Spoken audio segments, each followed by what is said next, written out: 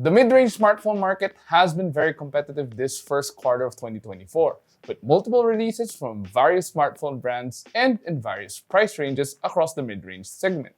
Today, we're putting two very prominent releases against one another, both of which seem to match each other in most categories. Hey guys, Sarah from Yugatech, and if you couldn't tell by the title already, the phones we have today are none other than the Samsung Galaxy A55 5G and the vivo V30 5G. Now, since the base model of these devices only have a 9 peso price difference, how will they fare against one another? So, let's dive right in and see what makes these phones tick.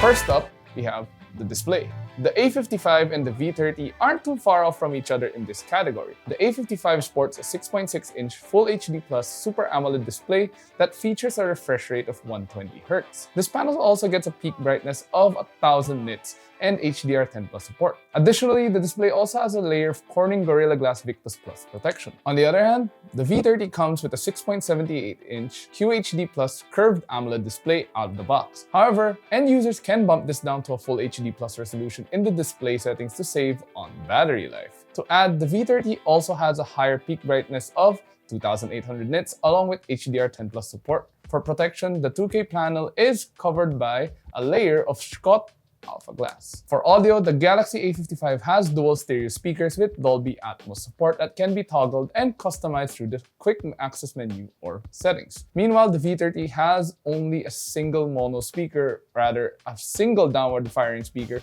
with a subtle in-display speaker above the punch hole camera that only works when you're taking calls. So yeah, you still only have a mono speaker on the V30. With our recent review of the A55, I have to say the display feels great. Users can play Ultra HD videos downscaled for its Full HD Plus panel with no lags, and UI animations and navigating through the interface is certainly very smooth. Sure, its performance under sunlight isn't as great with only 1000 nits of brightness, but it's definitely passable for under direct sunlight usage. In terms of sound quality, the A55 provide end users with strong bass from its dual stereo speakers. The mids also notably stand out in its overall soundstage. Speaking of the audio, the A55's audio quality only improves with Dolby Atmos enabled, providing end users with a more 3D experience compared to when it's disabled. But at the same time, the vivo V30's display provide end users with great picture quality even outdoors and direct sunlight. This means even when it's really bright outside and hot summer days like today, you can actually see everything you enjoy. Now, whatever the case, we surely enjoyed watching video content among other things on the device with no nitpicks in particular. It's also a lot nicer to hold thanks to its thinner form factor, and not to mention it's also lighter at 186 grams compared to the Galaxy A55's boxier and heavier 213 grams. For audio capabilities, we can only say we're content with the V30 single speaker setup. But still, we think the V30 should have a stereo speaker for its price. I mean, it's loud, but it pales in comparison to the more immersive audio experience provided by the Samsung A55. And with that, our consensus leads towards the Samsung Galaxy A55 in the display and multimedia category. The A55 provides an above-average display, only improved with a well-balanced stereo audio setup, which the V30 lacks. While we do appreciate the V30 putting a lot into the display, the lack of a stereo audio did make it feel lacking.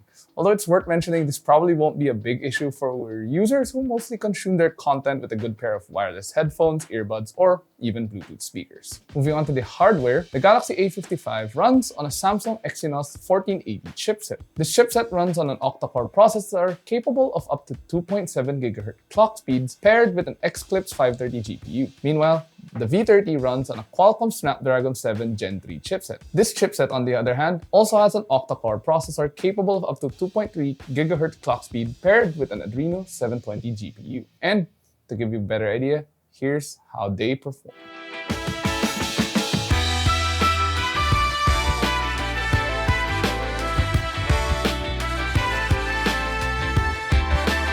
Now, considering both chipsets are relatively new releases, they should fare well with upkeep. However, looking at our benchmark scores, the Qualcomm Snapdragon 7 Gen 3 has the clear advantage. Although interestingly, the phone's benchmark scores aren't that too far off. However, there are points for contention in Antutu, 3D Mark Wildlife, as well as PC Mark Work 3.0. But the data is just one thing. We also have to consider our review experiences, and from our experience, the devices have more or less equal performance when it comes to the real-world usage. Personally, we would lean more towards the Galaxy A55. This is solely because the V30 tends to heat up notably faster than the A55 when it comes to prolonged gaming sessions. This could also be due to the bigger frame of the A55, which could allow for better thermals. Even if the V30 looks better on paper, we're gonna have to go with the Galaxy A55 in terms of gaming performance, simply because it doesn't heat up when you're playing games for a long time. In terms of memory and storage, both devices feature at least 8GB of RAM and options for 128GB or 256GB of internal storage. In our opinion, Android devices need the minimum of 8GB to compete in the mid-range smartphone market. Fortunately, the A55 provides end users with this option, and there's also a 12GB variant available too. Not to mention, the Galaxy A55 5G also has 8GB of virtual memory to add on top of what's already there. With the V30, however, users are provided with a fixed 12GB, which is still a lot more than the 8GB of the A55. The V30 also has RAM extension feature that can be toggled. When turned on, it can provide users an additional 12GB of virtual memory to help with multitasking and whatever you might be doing. For storage, the A55 has options of 128 and 256GB of internal storage. Now, if these two options do feel lacking for you, luckily, the Samsung A55 gives users the option to sacrifice the second nano SIM slot for a micro SD slot to expand storage further. The V30, however, only has 256GB and 512GB of storage to choose from. And no, you do not have an option to expand it further. Clearly, both phones have the ability to smoothly handle storage for software, apps, and general data. There are also features that may come into play, such as the V30's virtual memory extension and the A55's micro SD card storage support. However, we'll have to refer to our previous benchmark scores in the Antutu storage test to reach a verdict. For reference, the A55 scored 59,539 as opposed to the V30's 48,376 points. Now, while the V30 has a higher overall Antutu score, the A55 has a higher storage score. This means the A55 is supported by better reading and writing speeds for storage. So even if the V30 has a higher base RAM and memory, the A55 can process these quicker. Now, with all of that said, we're gonna have to choose the A55 once again for this round. This also adds our previous experience of the device heating up with the V30. Now, in terms of camera, we do have an interesting point of contention. The A55 has a triple rear camera versus the V30's dual rear camera. For reference, the A55 has a 50MP main camera, a 12MP ultrawide, and a 5MP macro lens. In contrast, the V30 has a 50MP main camera and a 50MP ultrawide. At the front, the Galaxy A55 sports a 32MP selfie shooter, while the V30 has a 50MP front camera as well. Both phones can also shoot video at 4K at 30fps and 1080p at 30fps with optical image stabilization enabled for the rear cameras. All things considered, personally, we're quite aware that Samsung isn't the best for their cameras. But surprisingly, the A55 did perform rather well enough to produce sharp photos with great detail and actually decent videos, much to our surprise. To add, one of our producers noticed that the A55's telephoto lens doesn't work in portrait mode. It's a small design flaw, but noticeable when the V30 doesn't have this issue at all. As for the V30, it was literally made for this feature, front and center, with the Aura Light ring as a selling point. Speaking of, the V30's Aura Light comes in really handy when you're shooting in unfavorable lighting conditions. Give shooters an accessible diffuse fill light for subjects, adding some appreciated details to photos and videos. But to give you a better idea, check out some of the sample photos and videos we were able to take from both of these devices.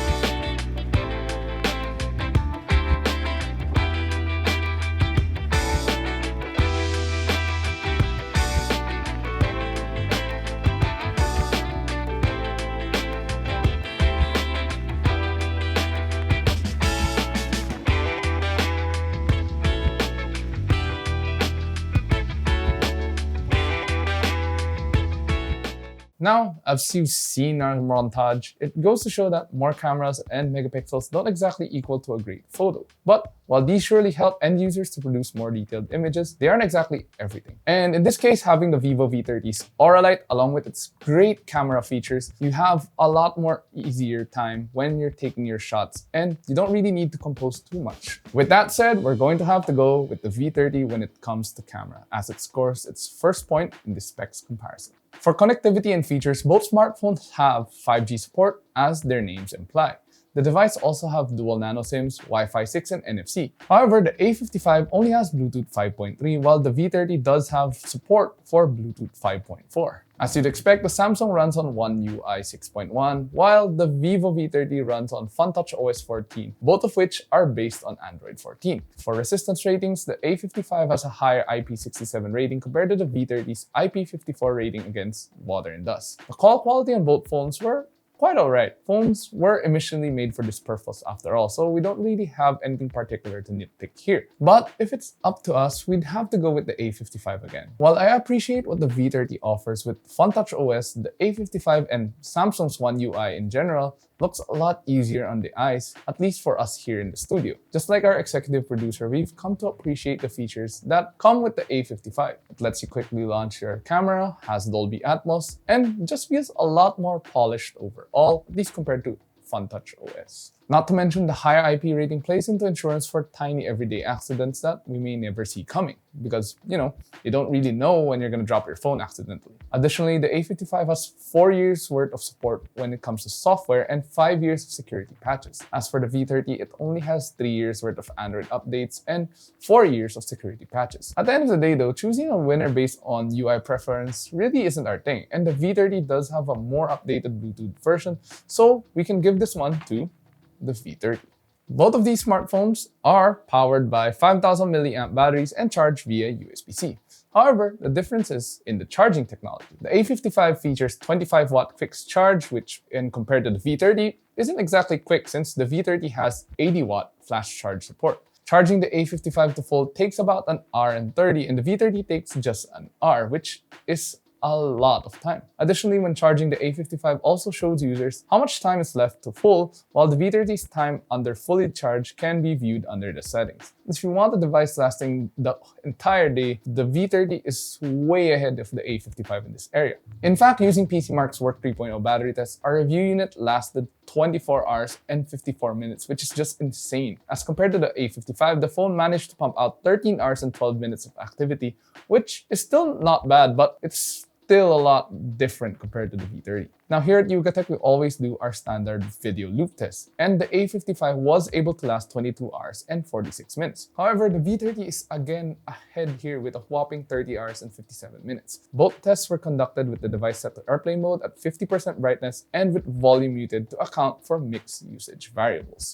But okay, remember when we mentioned the V30 heats up quicker than we expected? The 80-watt flash charge doesn't necessarily help this issue. There's a lot of power coming into a very slim phone that noticeably heats up quicker than its matchup. However, end users can hop into settings and turn on super battery save and optimize battery life to mitigate this. Alright, it's time for what everyone's been waiting for. How much are the device exactly priced? At the beginning, I mentioned that the phones only have a difference of 9 pesos in terms of pricing for the base models. The Samsung Galaxy A55 is priced at 24,990 with 8GB of RAM and 256GB of internal storage. It's available in ice blue, lilac, lemon, and navy blue colorways. Now, we did mention there is a 128GB variant of the A55, but these will be exclusive to Globe and Smart subscribers. Meanwhile, the V30 5G is priced at 24,999 pesos with 12GB of RAM and 256GB of internal storage. As we mentioned earlier, it's also available with 512GB of internal storage for 27,999 pesos. And as for the colors, you get Petals White or Green Sea.